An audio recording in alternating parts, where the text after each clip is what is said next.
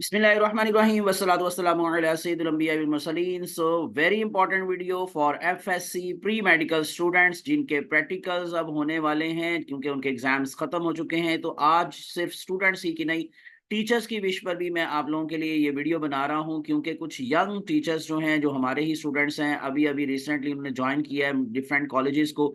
तो स्पेशली उनकी डिमांड पर ही ये मैं पूरे का पूरा आज बायोलॉजी के प्रैक्टिकल्स के हवाले से 2026 का पैटर्न शेयर करने जा रहा हूँ। ईच एंड एवरीथिंग एक्सप्लेन करूंगा मैं इसमें। और ना सिर्फ ये, बच्चों के फायदे के लिए क्या है कि आपको 100% गैस भी दूंगा कि आपको कौन कौन से वाले प्रैक्टिकल्स प्रिपेयर करने हैं अपने फाइनल एग्जाम्स के लिए। तो इसलिए टील मेरे साथ अटैच रहिएगा। कंप्लीट मॉडल पेपर हम डिस्कस करेंगे आज फॉर फाइनल एग्जाम्स। इसके अलावा आप व्हाट्सएप पर भी मुझे मेरे ग्रुप को ज्वाइन कर सकते हैं free of cost, separate for male and female. उसके लिए क्या करना है, चैनल को सब्सक्राइब करके स्क्रीनशॉट लेना है और अपने नाम और अपने शहर के नाम के साथ मेरे व्हाट्सएप नंबर पर शेयर कर दें, जो कि आपको स्क्रीन पर दिखाई दे रहा है, +923466139239। फेसबुक और इंस्टाग्राम पर भी आप मुझे लाइक और फॉलो कर सकते हैं।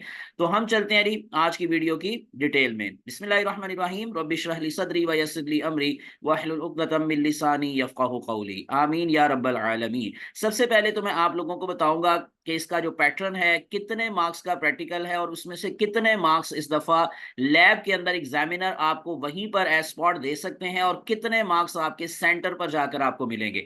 तो मार्क्स की डिस्ट्रीब्यूशन कुछ इस तरह से है। टोटल मार्क्स आप लोगों को जैसे नजर आ रहा है 30 मार्क्स हैं एज यूजुअल, जैसे कि हमेशा होता है।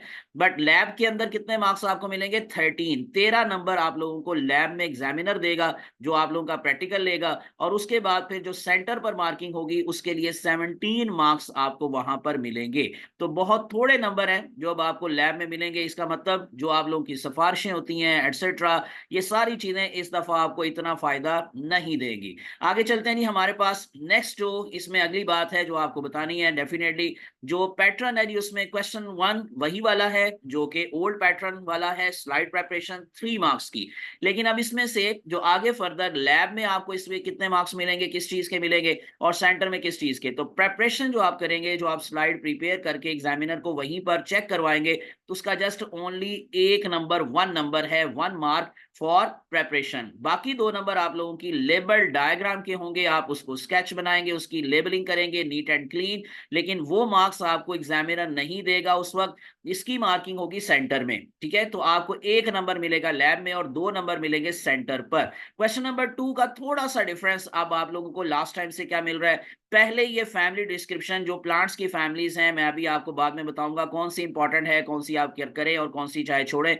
तो फैमिली डिस्क्रिप्शन पहले 4 नंबर की होती थी, इस दफा 3 नंबर की है, यानी इसका 1 नंबर कम हो गया है। और ये सारे के सारे नंबर आपको सेंटर पर मिलेंगे, मार्किंग पर मिलेंगे। लैब में इसका कोई नंबर नहीं मिलेगा, क्योंकि लैब में सिर्फ उस चीज का मिलेगा जो आप करके दिखाएंगे। ठीक है, तो ये सारी की सारी चीज क्योंकि आपने रिटर्न फॉर्म में लिखनी है, तो ये 3 के 3 मार्क्स आपके सेंटर पर आपको मिलेंगे। नंबर 2, इससे रिलेटेड कुछ एक दो बातें जो लिखी हुई हैं वो भी आप जेर में रख लें कि 1 mark for each floral part, यानी आप लोगों ने जो टेक्निकल डिस्क्रिप्टिव टर्म्स लिखनी है वो कम से कम 4 लिखिएगा। लेकिन आप लोगों को 3, यानी 1 mark for each floral part, 3 floral part दिए जाएंगे। अब वो क्या क्या हो सकते हैं वो इंशाल्लाह आगे जाके भी मैं एक्सप्लेन करता हूं। यानी कि आप लोगों को मालूम है कि फ्लोरल फार्मूला भी सम टाइम हो सकता है, इसके साथ साथ कैलेक्स, क्रोला, एंडोशियम, गाइनोशियम, इनमें से कोई एक चीज हो सकती है। 3 चीजें आपको टोटल दी जाएंगी। ठीक है, और उन 3 चीजों में से हर एक का एक एक नंबर होगा। सो इस तरह से आपके टोटल मिलाकर ये 3 नंबर बनेंगे। नंबर 3 पर आ जाएंगे। क्वेश्चन नंबर 3 भी थोड़ा सा डिफरेंस किस तरह से है मार्क्स का। फ्रॉग का स्केलेटन जो था वो पहले 4 नंबर का ये क्वेश्चन था, अब इस दफा ये 3 मार्क्स का क्वेश्चन है, यानी इसका भी 1 नंबर कम कर दिया गया है। इसमें अब आपको सबसे पहले क्या करना है, करेक्ट पिकिंग। यानी आपके सामने स्केलेटन रख दिया जाएगा फ्रॉग का और आप लोगों को कहा जाएगा जी इसमें फ्लां को पिक कर लो, यानी like for example skull pick कर लो, या इसमें से आप जो है वो पेल्विक गर्डल पिक कर लो या पेक्टोरल गर्डल पिक कर लो। तो देखा जाएगा कि आपको उस चीज का पता भी है कि नहीं, यानी उस स्केलेटन में से आपको स्कल कहा जाए और आपने 4 लिम्ब पिक पकड़ा हो, तो इसका मतलब वो आपका आधा नंबर वहीं पर कट जाएगा। तो इसी वजह से आप इसकी तैयारी जब करेंगे तो फ्रॉग के स्केलेटन में हर बोन का आपको बताओ कि फ्लां बोन कौन सी है, फ्लां कौन सी है, फ्लां कौन सी है। तो इस तरह से ये एक पिकिंग का नंबर है, यानी आधा नंबर। ये लैब में ही आपको मिलेगा। जैसे ही आप पिक करेंगे, करेक्ट पिकिंग करेंगे तो 0.5 आपको मिल जाएगा, गलत करेंगे तो नहीं मिलेगा। उसके बाद फिर आप लोगों ने उसकी डायग्राम बनानी होगी, यानी कि प्रोपोर्शनेट डायग्राम का मतलब नीट एंड क्लीन डायग्राम। तो 1 नंबर इसका होगा, लेकिन ये आपको कहां मिलेगा? सेंटर में, यानी कि लैब में ये नंबर नहीं मिलेगा। जो भी रिटर्न वर्क करेंगे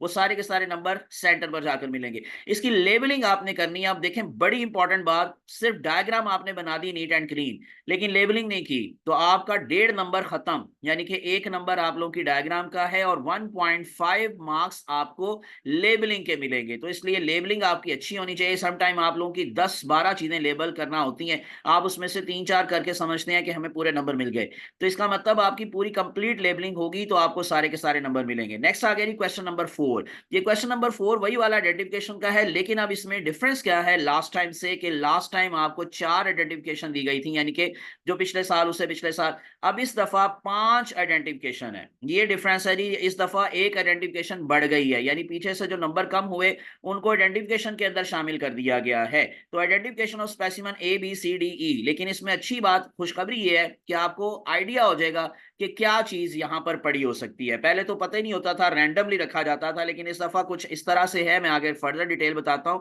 आइडेंटिफिकेशन में आप लोगों को हर एक को आइडेंटिफाई करने का आधा नंबर मिलेगा, वो लैब में ही मिल जाएगा। 5 आइडेंटिफिकेशन हैं तो आधे नंबर के हिसाब से 2.5 मार्क्स बनते हैं, तो ये 2.5 नंबर जो हैं आपको लैब में ही मिल जाएंगे। उसके बाद फिर क्या होगा, आपने जो आइडेंटिफाई करना है उसका करेक्टर या रीजन लिखनी होगी, यानी वो स्पेसिमन को आपने कैसे आइडेंटिफाई कर लिया, ये कैसे पता चला कि ये फलां चीज है, तो उसका कोई करेक्टर या उसकी कोई रीजन लिखनी होगी। तो इसके आपके कितने मार्क्स होंगे? 1.5। अब ये यहां से पता चल रहा है कि हो सकता है कि वो कोई स्केलेटन की बोन हो, यानी कि इसका मतलब क्या है कि आप लोगों को अगेन फ्रॉग के स्केलेटन को आइडेंटिफिकेशन के हवाले से भी देखना है, तो आपने फिर उस बोन का कोई कैरेक्टर लिखना होगा, इस तरह से उसकी रीजन लिखनी होगी आइडेंटिफिकेशन की। तो ये आधा नंबर मिलेगा आपको A, B और C जो स्पेसिमेंस होंगे उनकी रीजन लिखने का। तो इस तरह से ये आप लोगों के बने 1.5, लेकिन क्योंकि ये काम आपने रिटर्न फॉर्म में कर लिया तो डेट्स वाई ये भी सेंटर पर जाकर मार्किंग होगी। ठीक है, तो 1.5 मार्क्स आपको ये वाले जो मिलेंगे वो सेंटर पर मार्किंग से मिलेंगे। और उसके बाद फिर आप लोगों को ये देखें आइडिया कैसे जरा आपको हेल्प मिली कि आपका जो स्पेसिमन बाकी का है ना, ये जो D और E रह गया है, ये कोई एनिमल स्पेसिमन होगा। ठीक है, क्योंकि उसका फाइलम लिखने का आधा नंबर है, उसकी क्लास लिखने का आधा नंबर है। और ये लिखना है क्योंकि अगेन वही बात आपको क्लियर हो जानी चाहिए कि जो भी आंसर शीट पर आपने लिखा वो आप लोगों को लैब में मार्क्स नहीं मिलेंगे, वो आप लोगों को मिलेंगे जाकर सेंटर पर मार्क्स। ठीक है, तो 0.5 फाइलम के मार्क्स हैं, 0.5 स्पेसिमन की क्लास के नाम मार्क्स हैं, तो ये 1 नंबर बनता है, तो ये भी आपको सेंटर पर मिलेगा। तो इस तरह 5 में से 2.5 लैब में मिलेंगे, 2.5 आपको जाकर सेंटर पर मार्क्स मिलेंगे। चलते हैं क्वेश्चन नंबर 5, जो सबसे ज्यादा मार्क्स वाला क्वेश्चन है, सबसे मोस्ट इंपॉर्टेंट, इसलिए हम उसको कहेंगे जी 10 मार्क्स का जो क्वेश्चन है जी, क्वेश्चन नंबर 5, एक्सपेरिमेंट। अब एक्सपेरिमेंट में कि डायसेक्शन हो सकती है, फ्रॉग की डायसेक्शन, काकरोच की डायसेक्शन, या कोई भी प्रोसीजर लिखने वाला एक्सपेरिमेंट वाला लिखना हो सकता है। लेकिन अब देखिएगा कि परफॉर्मेंस के 3 मार्क्स हैं, यानी अगर आपको सपोज करें डायसेक्शन आ जाती है, डायसेक्शन ऑफ फ्रॉग या डायसेक्शन ऑफ काकरोच, तो आपने परफॉर्म करनी है डायसेक्शन बाकायदा तौर पर। तो इसके 3 नंबर हैं जो लैब में आपको मिलेंगे परफॉर्म करने के। उसके बाद फिर प्रोसीजर लिखना है। यहां से क्या पता चल रहा है कि आप लोगों ने इस दफा डायसेक्शन सिर्फ करके नहीं दिखानी। पहले क्या होता था, पहले ये होता था कि आपने डायसेक्शन की या ना की, सिर्फ डायग्राम बनाई, उसको लेबल किया और आपके सारे नंबर पक्के। लेकिन अब इस दफा आपको प्रोसीजर लिखना होगा, ऑब्जर्वेशंस और रिजल्ट्स बताने होंगे, डायग्राम बनानी होगी, और उसके बाद आंसर्स टू शॉर्ट क्वेश्चंस। आखिर पर उस प्रैक्टिकल से रिलेटेड 2 शॉर्ट क्वेश्चंस आपको दिए जाएंगे, वो पहले भी दिए जाते थे, और 2 नंबर उसके होंगे। तो परफॉर्मेंस के 2 नंबर हैं, उसके बाद परफॉर्मेंस का 3 नंबर है, बल्कि परफॉर्मेंस के 3 मार्क्स हैं जो लैब में है, दो नंबर प्रोसीजर के हैं, 2 नंबर ऑब्जर्वेशन या रिजल्ट्स के हैं, 1 नंबर डायग्राम का है। तो ये जो 5 नंबर हैं ये सारे सेंटर पर आपको मिलेंगे, और फिर आप लोगों ने आंसर टू शॉर्ट क्वेश्चन जो लिखने हैं उसके भी 2 नंबर आपको सेंटर पर मिलेंगे। तो इस दफा काम थोड़ा सा बढ़ गया है। ठीक है, तो ये ज़हन में रख लें, सिर्फ डायग्राम बनाकर काम पूरा मुकम्मल नहीं हो सकता, तो आपको थोड़ा पढ़ के जाना पड़ेगा, लिखना पड़ेगा, अदरवाइज ये 10 नंबर हैं, बहुत ज्यादा नंबर है, और इसमें से सिर्फ 3 नंबर लैब में आपको एग्जामिनर दे सकता है। बाकी के 7 नंबर आप लोगों की मार्क्स जो है वो आपकी सेंटर पर मार्किंग होगी। उसके बाद question number 6, practical notebook 3 marks आपको पूरे के पूरे ही एग्जामिनर दे सकता है। आप लोगों का अगर इनके सारी बात है कि बाकी सब कुछ अच्छा चला है, यानी आपने अच्छा करके दिखाया है, तो वो आपको ये प्रैक्टिकल नोटबुक के भी 3 मार्क्स दे देगा। Full credit will be given for complete neat and signed practical notebook. और क्वेश्चन नंबर 7 वाइवा बोस के भी पूरे 3 नंबर आपको एग्जामिनर खुद से दे सकता है। आपकी डेफिनेशंस ठीक हैं, आपको सब जो पूछा गया वो सब कुछ आपने सही बताया, तो candidate may be asked at least 5 questions. ये वाइवा की उनको इंस्ट्रक्शंस दी गई हैं एग्जामिनर को, आप कम से कम जी 5 क्वेश्चन बच्चे से ये जरूर पूछें। हम क्या करते हैं जी, हमसे मुराद जो है एग्जामिनर्स मोस्टली क्या करते हैं, वो टाइम कम होता है, एक क्वेश्चन पूछा, एक डेफिनेशन पूछी, चलो जी फारिग। तो उन्होंने कहा कि जी कम से कम हर बच्चे से 5 क्वेश्चन जरूर पूछें, specially relevant to the experiments, और ज्यादा वो पूछें जो वो प्रैक्टिकल कर रहा है। ये रैंडमली आप सिलेबस में से पूछ लेते हैं, वो नो डाउट आपके ये शर्त नहीं है कि आपने वो नहीं पूछने, लेकिन ये है कि ज्यादा तौर पर एक्सपेरिमेंट से पूछे और in general to the subject. ये था जी हमारे पास सारे का सारा पैटर्न जो मैंने आप लोगों को बता दिया। अब आखिर पर जल्दी से ही मैं आप लोगों को जरा स्लाइड्स बता देता हूँ कौन कौन सी बच्चों आपने प्रिपेयर करनी है। अब ये बच्चों के लिए ज्यादा इंपॉर्टेंट चीज है, आपके लिए गेस है कि आप लोग ये पार्ट 1 की 5 स्लाइड्स है, मोस्टली इन्हीं में से रिपीट होती है कोई ना कोई। Epithelium of frog, buccal cavity of frog, human cheek cells, leaf epidermis, onion epidermis cells. यहाँ पर एक मिसिंग है, वो भी मैं ऐड कर देता हूँ, खुद से जुबानी बता देता हूँ, स्टोमेटा। यानी कि जो स्टोमेटा की डायग्राम है या उसकी जो स्लाइड है वो भी बड़ी इंपॉर्टेंट है, लेकिन ज्यादा इनमें से रिपीट होती हैं या जो है वो रिपीट होती हैं। स्पायरोजायरा भी है, वो भी ऐड होती है, लेकिन मैंने ऐड क्यों नहीं की, क्योंकि मैं अभी गैस दे रहा हूँ। यानी कि वैसे तो आप लोगों के लिए कोई 20-30 स्लाइड्स हैं, लेकिन बहरहाल मैं मोस्ट इंपॉर्टेंट टॉप 5 बता रहा हूं, और उसके बाद फिर पार्ट 2 में से एक ही स्लाइड है, और वो है striated muscles of cockroach. Cockroach की जो लेग मसल्स होते हैं उसकी आपने डायग्राम की प्रैक्टिस करनी है, क्योंकि परफॉर्म करने के लिए भी आपको वो आनी चाहिए कि किस तरह से उसका स्केलेटल स्ट्राइटेड मसल हम उसका कैसे निकालते हैं काकरोच की लेग में से, और उसके बाद फिर स्लाइड कैसे बनाते हैं। तो ये 6 अगर आप कर लेते हैं तो काफी हद तक उम्मीद है कि इसमें से आ सकता है। बाकी मैंने वैसे बता दिया स्टोमेटा, इस तरह से मैंने बता दिया स्पायरोजारा, इस तरह की भी स्लाइड्स बनाने के लिए आ सकती हैं। नेक्स्ट में चलते हैं, हमारे पास जो क्वेश्चन 2 है, टेक्निकल टर्म्स ऑफ प्लांट्स में कौन सी फैमिलीज ज्यादा इंपॉर्टेंट है। वैसे टोटल 6 फैमिलीज हैं आपके सिलेबस में, आप ज्यादा इंपॉर्टेंस किसको दें, रोजा इंडिका। सबसे ज्यादा मोस्ट इंपॉर्टेंट रोजेसी फैमिली है, जो सबसे ज्यादा दफा आती है, यानी कि अगर सुबह के ग्रुप में नहीं आई तो शाम के आ जाएगी, शाम के नहीं आई सुबह के में आ जाएगी, यानी डेली ये कहीं ना कहीं रिपीट होती रहती है। रीजन क्या है कि इसके फूल आपको तकरीबन सारा साल मिल जाते हैं, यानी रोजा इंडिका के जो फ्लावर हैं या फ्लावरिंग सीजन इसका जो है वो काफी लंबा चलता है। इसी वजह से सोलानम नाइग्राम आजकल बहुत ज्यादा है, ये भी आपको दिया जा सकता है, और कोशिश होती है उनकी के वो वाला आपको प्लांट दें जिसका सीजन चल रहा हो, यानी जिसके फ्लावर्स अवेलेबल हो। केसिया फिस्ट्यूला आजकल बहुत ज्यादा फ्लावरिंग पर है, ये आपको दिया जा सकता है। लेथाइरोडोरेटस जो कि मटर को कहते हैं, ये कम चांसेस होते हैं। एल्बिजिया लेबी के कम चांसेस होते हैं। एविना सेटिवा के क्योंकि स्पेसिमेंस लैब में पड़े होते हैं, जिसको हम जवी या जई कहते हैं, तो डेट्स वाइज के भी आने के चांसेस होते हैं। तो कहने का मकसद फिर क्या हुआ कि पहले वाली 3 और आखिरी वाला 1, ये 4 फैमिलीज आप ज्यादा इनको इंपॉर्टेंस दें, बाकियों को भी आप गो थ्रू कर लें। नेक्स्ट वन, यदि फ्रॉग स्केलेटन में से ज्यादा इंपॉर्टेंट बोन्स कौन कौन सी आ सकती हैं। स्कल आ सकता है, पेक्टोरल गर्डल, पेल्विक गर्डल, फोरलिम और हाइंड लिम।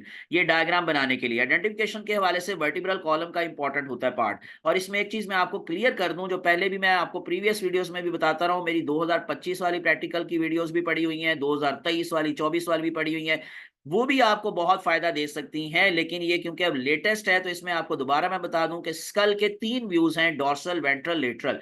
जब आपको ये क्वेश्चन आता है ना स्कल की डायग्राम, यानी पहली बात वो आता है कि pick the skull from the skeleton of frog. आपको पता होना चाहिए स्कल कौन सा है इसमें से। आपने स्कल को पिक तो कर लिया, लेकिन फौरन डायग्राम बनानी नहीं शुरू कर देनी है आपने। आपने एग्जामिनर से पूछना है, क्योंकि उसके पास की में लिखा होता है कि इसका डॉर्सल व्यू बनाना है, वेंट्रल बनाना है या lateral.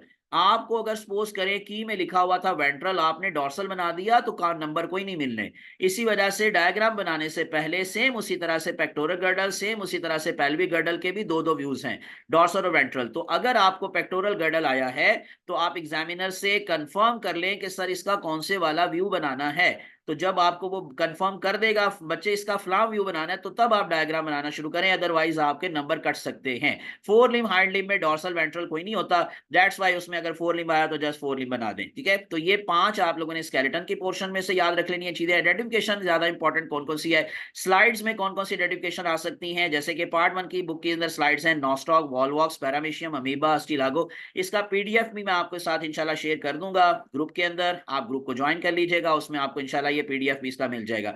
Yeast, penicillium, monocot, dicot, root stem, leaf, TS of liver, stomach, small and large intestine, human blood, ये हैं आइडेंटिफिकेशन में जो आ सकती हैं। इसी तरह से जो पार्ट 2 की स्लाइड्स है इंपॉर्टेंट, वो है skeletal, smooth and cardiac muscles, sclerenchyma, collenchyma, pancreas, thyroid, chick, embryo, 48 hours वाला भी, 72 वाला भी, और स्टेजेस ऑफ माइटोसिस और स्टेजेस ऑफ मायोसिस। उसके बाद फिर जो आप लोगों को आइडेंटिफिकेशन के अंदर स्पेसिमन दिए जा सकते हैं वो है किंगडम एनिमेलिया के, वो मैं बता चुका हूं, वो तो आना ही आना है, फाइलम और क्लास उसकी लिखनी है। मेल और फीमेल कौन ऑफ पाइनस, इसकी रीजन आइडेंटिफिकेशन बताई आपको लिखनी होगी। फ्रॉग का स्केलेटन मैंने एक्सप्लेन कर दी पीछे बात कि वर्टिब्रल कॉलम की जो बोन्स हैं उसमें स्पेशली फर्स्ट वर्टिब्रा जिसको एटलस कहते हैं, और उसके अलावा फिफ्थ एंड लास्ट तो ये वाले आ सकते हैं। इसी तरह से आइडेंटिफिकेशन में ही जो आप लोगों को मोस्ट इंपॉर्टेंट ऑपरेटर्स देखना है या याद रखने के, माइक्रोस्कोप। अब आपके सामने माइक्रोस्कोप आइडेंटिफिकेशन में पड़ी होती है, आप उसके नीचे स्लाइड ढूंढ रहे होते हैं, जबकि वही आइडेंटिफिकेशन का स्पेसिमन आपके सामने पड़ा हुआ है। ठीक है, तो आप लोगों को स्पेसिमन में ऑपरेटर्स भी आ सकता है। इनोकुलेटिंग नीडल्स हैं, पैटी डिशेज हैं, ऑटोक्लेव, हाइड्रोमीटर, पोटोमीटर है, इसी तरह से हेलियोट्रॉपिक चैम्बर, ये स्पेलिंग थोड़े गलत है, हेलियोट्रॉपिक चैम्बर, क्लाइनोस्टैट, काइमोग्राफ और क्वाड्रेट, ये ऑपरेटर्स का पता हो कि ये कौन कौन सी चीजें, हमने कभी लैब में गए नहीं होते और इनको देखा ही नहीं होता। उसके बाद फिर इसी तरह से लास्ट पर जो एक्सपेरिमेंट नंबर 10 है, most important experiments of part 1, ये मैंने 10 शो किए हैं, आपकी बुक में कोई 35 के करीब है, तो ये देखें 10 टॉप 10 मैंने मेंशन कर दिए हैं। आइडेंटिफिकेशन ऑफ बायोकेमिकल्स वाला प्रैक्टिकल मोस्ट इंपॉर्टेंट में आता है। Study of starch breakdown, study of effect of temperature, आप स्क्रीनशॉट चाहे ले लीजिएगा, चाहे आप ग्रुप ज्वाइन करके उसमें से PDF आपको मिल जाएगा। Effect of different concentration of salt and sugar solution, investigation of bacterial content, extraction end of chromatography, study of effect of different concentration of glucose, investigation and measurement of factors affecting rate of transpiration, study of effect of acetylcholine, adrenaline, measurement of blood pressure and BP operators. और ये part 2 के experiments हैं जो अब आपको मैं show कर रहा हूं, ये भी मैं 9 के करीब शो किए हैं। ये जरा कम होते हैं, यानी इसमें जरा कम है परफॉर्मेंस वाले। Study of simple muscle Twitch वाला बहुत इंपॉर्टेंट है। Investigation of movement in plants, जिसमें फोटोट्रॉपिक मूवमेंट्स पर अलग से आ सकता है, जियोट्रॉपिक पर अलग से आ सकता है। Study of structure of hence egg, इस तरह से preparation of root tip squashes, जो माइटोसिस की स्टेजेस को स्टडी करने के लिए। फिर मायोसिस के लिए आपके पास रियो डिस्कलर फ्लोरा बर्ड्स होते हैं, वो आपको दिया जा सकता है। इस तरह से study of polytene chromosome, investigation of water content of soil samples, investigation of approximate soil texture, sampling of grassland community by quadrat method. ये हमारे पास था पार्ट 2 का। और उसके साथ साथ अब आखिर पर जो डायसेक्शन ऑफ फ्रॉग है और काकरोच है, उसके कौन कौन से वाले सिस्टम की डायग्राम मस्ट प्रैक्टिस करनी है आपने। उसमें digestive system of frog and cockroach, respiratory system of frog, arterial and venous system of frog, urinogenital system of frog और नर्वस सिस्टम ऑफ काकरोच। ये था हमारे पास डायसेक्शन का पोर्शन। बाकी प्रैक्टिकल नोटबुक और वाइवा वोस में ऑलरेडी आपको बता चुका हूं। उम्मीद है कि आप लोगों को काफी चीजें क्लियर हुई होगी, और इंशाल्लाह बाकी आप लोग मेरी प्रीवियस वीडियोस देखिएगा जिसमें मैंने हर क्वेश्चन को अलग अलग डिस्कस किया हुआ है। नो डाउट वो पिछले साल की है, लेकिन वो आपको इंशाल्लाह इस साल भी भरपूर फायदा देगी। उसका लिंक भी मैं डिस्क्रिप्शन में दे दूंगा। बेस्ट ऑफ लक, दुआ में याद रखिएगा। अल्लाह सबका हामी नासिर हो। अल्लाह हाफिज।